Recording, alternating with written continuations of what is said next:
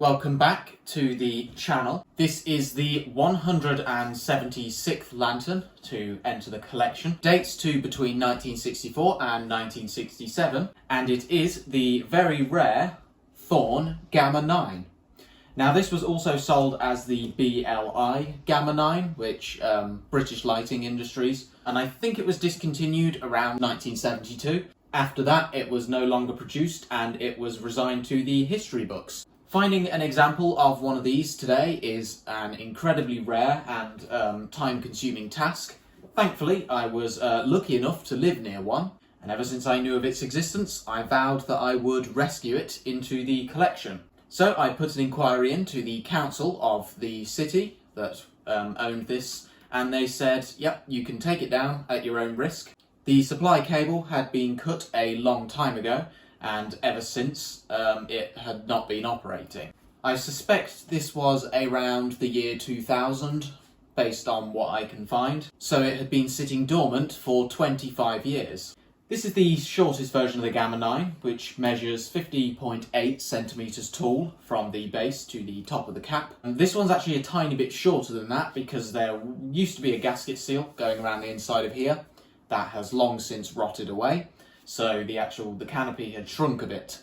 Remarkably, nothing on this lantern is seized, apart from the wire clamp on the base, and one of the lamp holder screws as well, I think, is seized, but the other one is free. It's a very simple lantern. It's essentially all it is an acrylic tube with a lamp inside. There was also a medium version, which was 63.5 centimetres tall, and that would run 35 or 55 watt socks.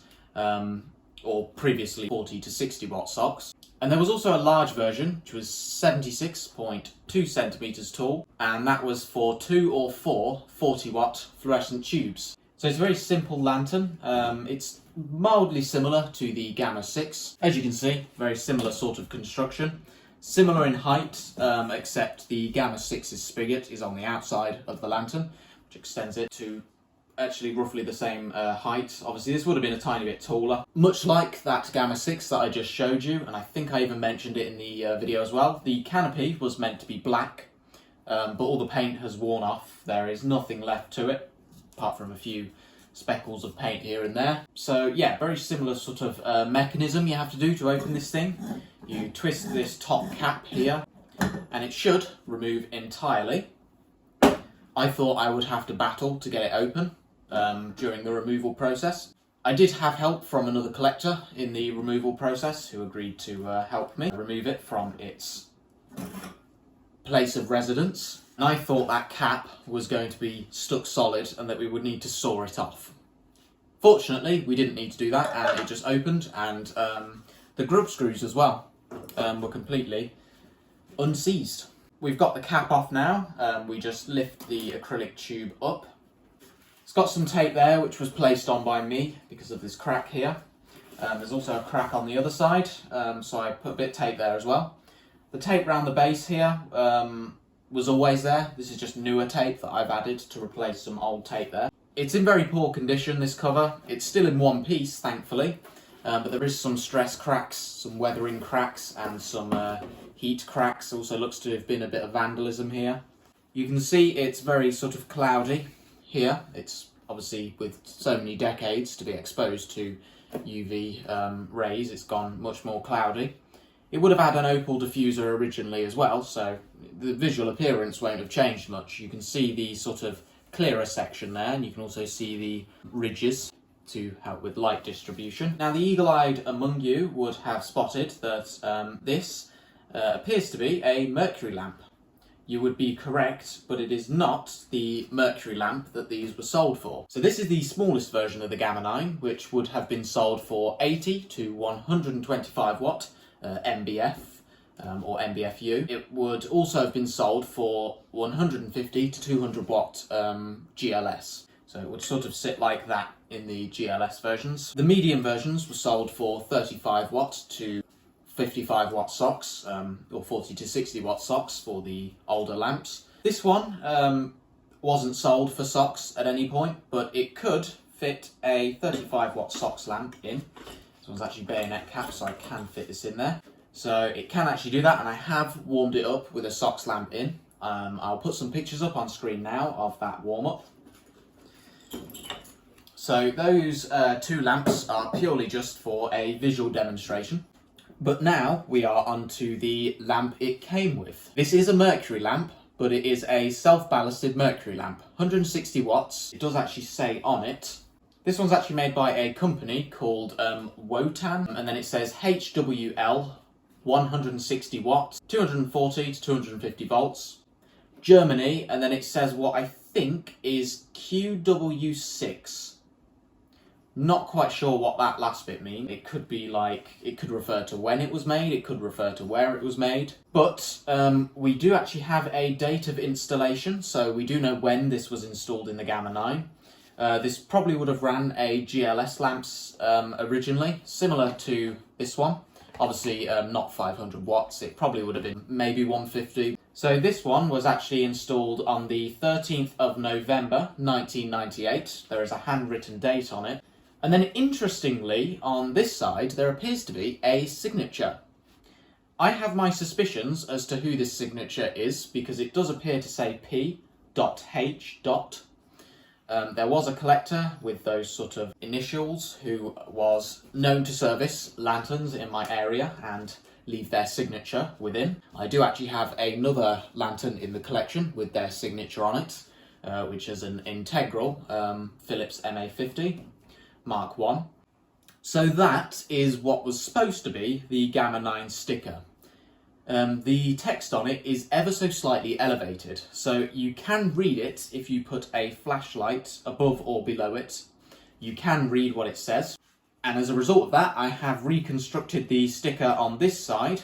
So it's a Thorn example, Gamma 9, 150, 200 watt GLS, or 80 to 125 watt MBFU, 40 watt to 60 watt SOX, or 4 or 2 times 40 watt fluorescent tubes, and BS 1788.1964.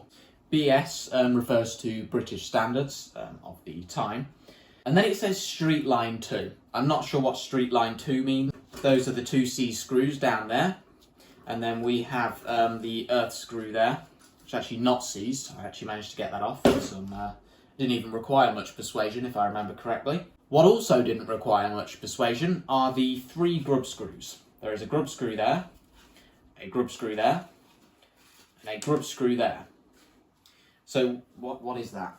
Oh, that's a bit of the wire clamp that's just disintegrated. Underneath that is the spigot. You can see, it's falling apart in my hands. Let's get this over with quickly. So this is a 76mm spigot. It would have sat on a 76mm sort of post, and then it had a square sort of base attached to it, and then a square column. Let's get all the pieces of sticker and bits of lamp support, because this would have been a lamp support which was situated up there. That is sort of the Gamma 9 deconstructed. These columns do also come out, as you can see. I'm not going to take them out because it can be a pain to get them back on. There's a small sort of wire clamp there, sort of cable tie at the top, which keeps it clamped here. There was 2 originally, but one of them snapped when I tried to take the cable out of it. I tried to open it, and it just snapped into 2 pieces, so I got rid of it. Just a basic plastic one down there. And that is the original ceramic wire connector at the bottom. You can see that the ceramic connector has protected a tiny little bit of the black paint right there. This base would have been black too, the whole thing would have been black. The base, the canopy and the locking nut all would have been black. You can also see the remains of the gasket in there. And you can also actually see a little bit of black paint there, which was protected from the weather by this not so fortunate sort of cap. There is some writing on this actually. Oh, interesting. This is a GEC connector, General Electric Company. R3009, made in England. So, to reassemble the Gamma 9, it is obviously a very simple lantern. Let's pop the lamp straight back in, like so. So this is a self-ballasted mercury lamp, so it uses a tungsten filament to act as the ballast for the arc tube inside, for the mercury arc tube. They can get very, very, very hot, and I'm concerned that with the state of this cover, using a lamp that gets so hot will damage the cover even more so. I will be testing this lamp in the Gamma 9 today, but I will not be running it in the Gamma 9 regularly. So you just pop the cap back on like this once you put the cover back on. Align this up and screw it clockwise back on.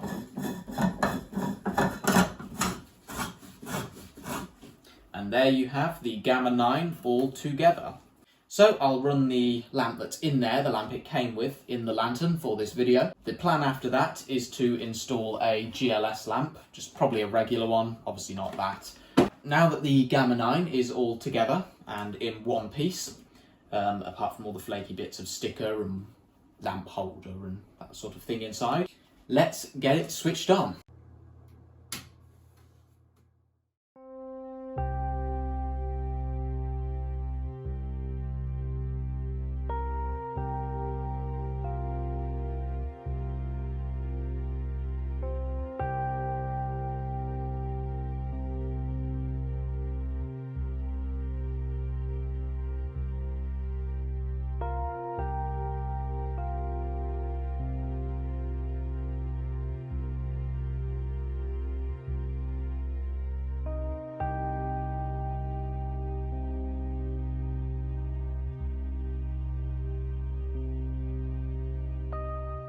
So that is the Thorn Gamma 9.